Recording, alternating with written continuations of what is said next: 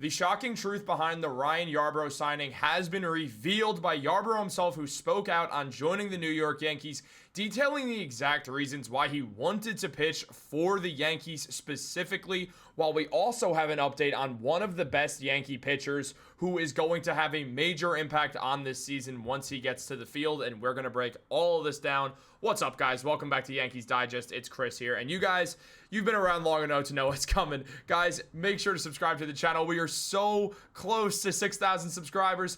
Under 75 away. Guys, let's make that final push. Please subscribe. It really helps me out a ton. We also have an exciting announcement that we are going to bring up soon, so you guys want to make sure to hear that as well. So make sure to subscribe so you guys don't miss any videos. We're trying to get out multiple per day, but let's jump into this and talk some New York Yankees baseball, because look, Ryan Yarbrough signed with the New York Yankees this morning. As we all know, I did a video on it. Feel free to go check that one out. But now there's more details about Yarbrough signing with the New York Yankees, staying in the AL East where he last was. Holy lisp. With the Toronto Blue Jays. And look, Yarbrough really just gave the entire truth, the full truth, and nothing but the truth, if you will, behind signing with the New York Yankees. Now, Yarbrough said that there were other teams, but this was by far the team I was most interested in. I've heard a lot about the pitching side, about what the Yankees have been able to do with guys, and I'm exciting, and that's intriguing to me. So basically, Ryan Yarbrough going out there and saying, this is really an exciting offer, and it's intriguing to me to see what happens if I can join the New York Yankees, when I join the New York Yankees, and what pitching coach Matt Blake can do for me the way he's done for so many other guys. This was a Matt Blake signing, and by that, I'm not saying that Matt Blake went out there and was like, we have to sign him, this is the guy. I imagine the New York Yankees had interest in Yarbrough because the way he pitched last season between the Los Angeles Dodgers and the Toronto Blue Jays, he had a really, really, really good season. One of his best seasons in the MLB, and because of that, the Yankees figured, hey, let's add more help to our bullpen with a guy who can be our starter when we want to pitch a bullpen game. So it does make some sense. On top of that, Yarbrough is a very funky pitcher. He throws a lot of interesting pitches, lots of just unorthodox style, that exact stuff that Matt Blake, it's the exact stuff that gets Matt Blake out of bed in the morning, man. Just going out there and being able to just have a lot of fun with these intriguing guys. I was going to say interesting, then went to intriguing. It sounded really dumb. But we've seen it before. We've seen Matt Blake take control with Tim Hill, and Tim Hill becoming one of the best pitchers for the New York Yankees entirely, being one of their most reliable bullpen arms and their only lefty last season, so he had a lot of responsibility. Well, now the New York Yankees also have Tyler Matzek, but he is currently dealing with an injury, so the Yankees brought in Yarbrough as well, and Yarbrough is going to make this lineup. He was signed to a major league deal, and the New York Yankees intend on using him for that major league deal because of how well he fits in with this team. Now, Yarbrough, for the Blue Jays last season, once they acquired him, had a 1-0 record fully out of the bullpen, where he had an ERA of 2.01 and 26 strikeouts in 12 appearances. So a phenomenal just showing from Ryan Yarbrough. Blue Jays fans loved him for all 31.1 innings that he pitched, allowing 18 hits. Yeah, 18 hits in the process. Sorry, the numbers are a little bit small. Only allowing 2 home runs in that entire time span. Had good strikeout per 9 innings numbers for sure. Good base on ball. All the numbers are good. Everywhere across the board, you have to love what Ryan Yarbrough is putting out there. And it's why Blue Jays fans really wanted the Blue Jays to keep him around. However, they opted to not do that. They decided to get rid of Yarbrough and just start over. And, well, the New York Yankees, they took advantage. Like a bunch of other teams also contacted him, but he wanted to be a Yankee. And, look, the spring training was a bit shaky for Yarbrough. I mean, after a really good 2024 season that saw him pitch with a 3.19 ERA in 44 games with 68 innings pitched, there was a lot to like about his game. Does that say 60 or is there a smudge on my computer? There was a smudge. It was 9. It was a 9. But you guys know what I'm talking about. Look, 65 strikeouts, good whip regardless. And then in spring training, he did kind of not pitch as well. In the innings that he pitched, he had 4 games where he had a 4.05 ERA and a 1.35 whip. The whip, not terrible, just not very good.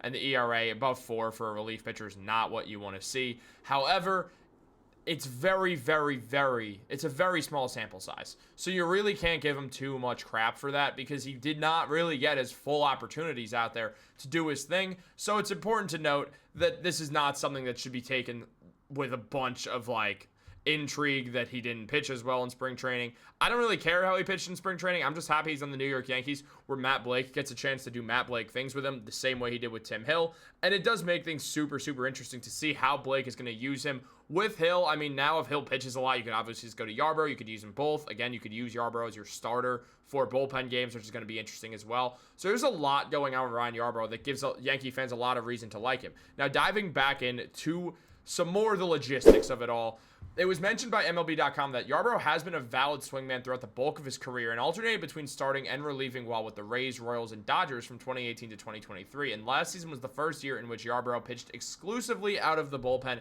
And on top of that, they also mentioned that the 33-year-old has always generated a lot of weak contact. His 29.4% hard hit rate from last season ranked the second lowest in the second lowest as in good, like the second best in the majors among all pitchers who faced at least 300 batters. And for his career, Yarbrough owns a 4.21 ERA across 768 innings and a 28% hard hit rate. So his hard hit rate was down last year, despite the fact that the rest of his numbers were better. However, that hard hit rate is something why the Yankees clearly showed a lot of interest, because they're going to use that interesting style where teams just can't get the bat, the good part of the barrel, on the ball. And that's what we've seen entirely out of Yarbrough's career thus far. I mean, you take a look at the numbers. The only other guy in the 20s, or below the 30s, I should say, is Blake Snell, who is just a Cy Young candidate every year. And because of that, he's on the Dodgers like everybody else. But that's not the point.